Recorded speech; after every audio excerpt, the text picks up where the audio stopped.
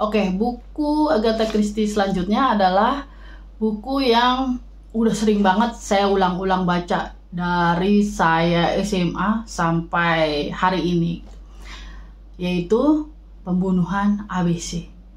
Selamat siang semua, selamat datang di kelas buku. Nama saya Ria dan kali ini kita akan membahas Pembunuhan ABC karya Agatha Christie. Nah, Pembunuhan ABC ini kita akan kembali bertemu dengan Hastings. Ya, Hastings kan terakhir tuh udah lama pergi ya, dia pergi ke Amerika, dia menikah dengan perempuan Inggris, tapi kemudian dia merantau ke Amerika. Dia punya peternakan di sana, semacam peternakan dan pertanian lah. Dan terus dia mulai berkeluarga di sana, membangun rumah tangganya di Amerika gitu. Kalau dari sisi Agatha Christie-nya ya dia sebel sama Hastings aja gitu. Nah, kemudian di buku ini Hastings kembali lagi nih. Dia ceritanya pulang ke Inggris untuk mengurusi beberapa bisnisnya dia. Kemudian disinilah dia ketemu dengan Hercule Poirot. Jadi pada saat dia bertemu dengan Hercule Poirot, dia membahas beberapa perubahan yang terjadi. Saya pikir ini salah satunya kenapa Agatha Christie kembali menulis mengenai Hastings. Selain memang Hastings itu orang yang paling ngerti dengan Hercule Poirot kali ya, dia itu juga pengen memberikan beberapa informasi mengenai perubahan-perubahan yang terjadi di dirinya Hercule Poirot gitu.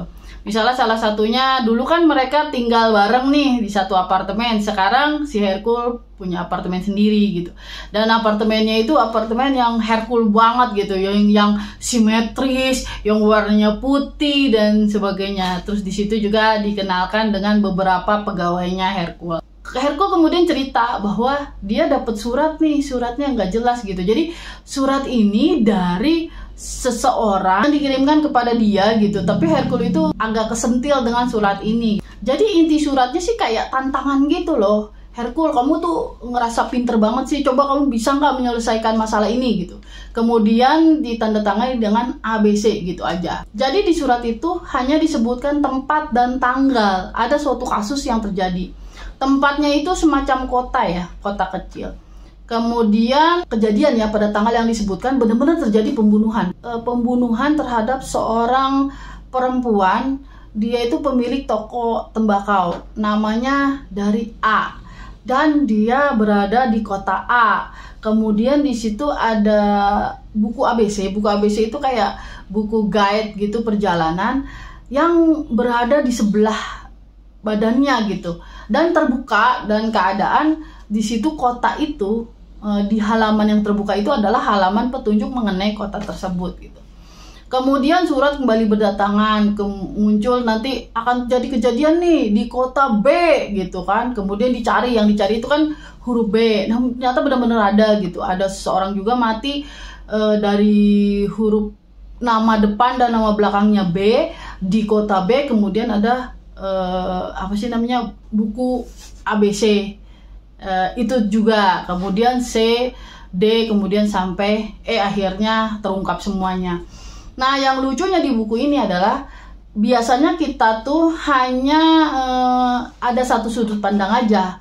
Kalau misalnya tidak dari sudut pandang pertama, biasanya Hastings, atau kita diberikan sudut pandang orang ketiga gitu. Tapi di sini jadi ada dua sudut pandang. Yang pertama sudut pandang si Hastings sebagai sudut pandang pertama, dan yang kedua ada seseorang yang namanya Alexander Bonapartecus, yang dia itu sudut pandang orang ketiga tapi mengikuti si Alexander ini gitu. Terus yang menarik juga di sini ternyata buku ini sejak awal kemunculannya itu banyak menarik perhatian karena dia tidak diterbitkan dalam bentuk buku, tapi diterbitkan sebagai cerita bersambung. Jadi ini diterbitkan secara bersambung di sebuah koran di London, dan setiap kali cerita ini terbit kan bersambung tuh, di bawahnya nih ada pertanyaannya tuh kayak, siapa menurut kamu pembunuhnya nih, terus apa alasannya gitu. Dan di situ banyak sekali komentar-komentar yang berdatangan gitu, dari mulai orang-orang yang nebak-nebak, terus kemudian ada juga orang yang protes, ada orang yang bilang wah nggak kayak gitu loh gitu. Kalau bahkan ada beberapa komentar yang justru mengomentari karya-karya Agatha Christie sebelumnya gitu. Misalnya contohnya si tokohnya bilang jam segini naik kereta terakhir gitu, padahal kata orang itu misalnya kan ada loh kereta sesudahnya gitu, kereta yang sebetulnya bisa dipakai sama si Hercule Poirot. Kenapa dia pakai kereta yang itu, sementara kereta yang sebelumnya itu adalah kereta biasa, kereta sesudahnya justru kereta ekspres yang kalau kita tunggu sebentar lagi naik kereta itu, kita nyampe duluan gitu.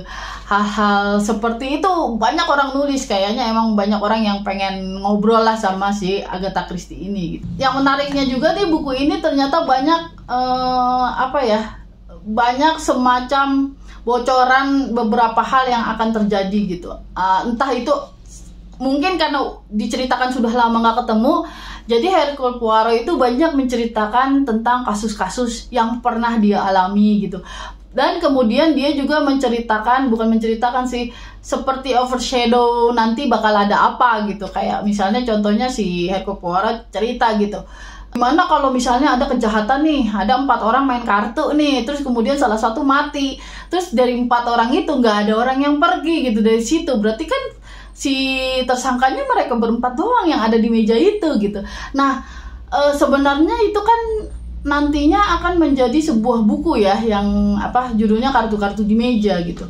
Atau di situ ada cerita di mana si Hercule-nya ngomong, Jeb yang ngomong gini, wah Hercule kamu keren banget, kamu tuh bisa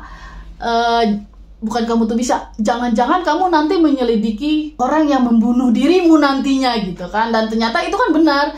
Di novel yang terakhir, yang maksudnya bukan terakhir ditulis tapi terakhir cerita Hercule Poirot masih hidup dan kemudian di akhir cerita kan mati, si Hercule Poirot itu menyelidiki si pembunuh yang nanti akhirnya membunuh dirinya kan gitu. Bukan secara inilah membunuh dirinya, tapi bisa dibilang penyebab dari kematiannya. Hal yang menarik lagi, buku ini adalah salah satu buku yang banyak sekali diadaptasi gitu, baik itu adaptasi buku, diadaptasi seri atau diadaptasi film. Bahkan bukan cuma dari Inggris aja gitu, pernah diadaptasi sama serial India gitu, pernah diadaptasi juga dari film India, walaupun film Indianya itu tidak memberikan tulisan bahwa ini diadaptasi dari Hercule Poirot atau kisahnya Agatha Christie. Cuma pada akhirnya karena kesamaan cerita, si pembuat filmnya sendiri dia mengakui bahwa itu memang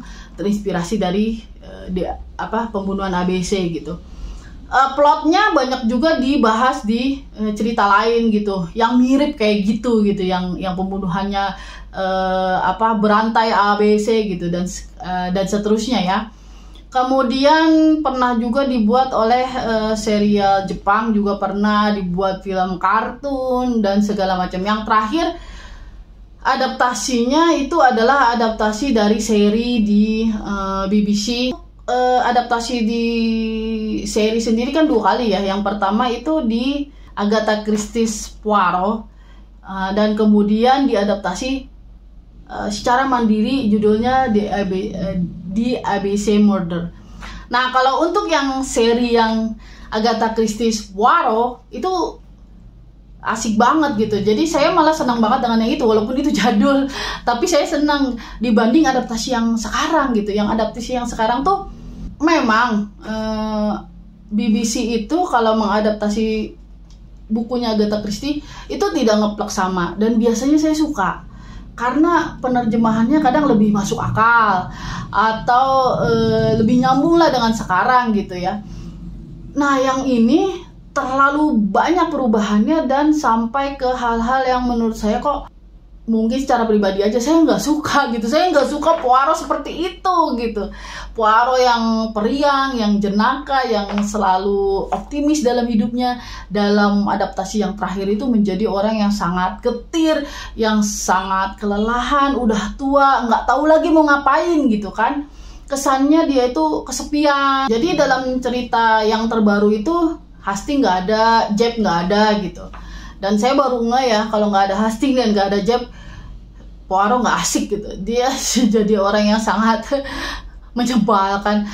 Dalam cerita adaptasi yang terakhir itu, kasus-kasusnya itu ujung-ujungnya dia ada hubungannya sama Poirot gitu. Jadi memang di situ pengen menyatakan bahwa ini memang dendam pribadi atau punya sesuatu dengan si Poirot. Sementara kalau di novelnya ya, walaupun memang dari awal dia diceritakan ya dia menulis surat dengan Poirot, dia menantang Poirot, tapi tidak sampai separah itu gitu. Dia hanya kayak orang lain di luar yang tahu, wah si Poirot ini begini nih, terus kemudian dia menulis surat tantangan gitu. Kalau dalam adaptasi yang terakhir kan seakan-akan bukan seakan-akan, dia memang ada hubungannya di situ gitu.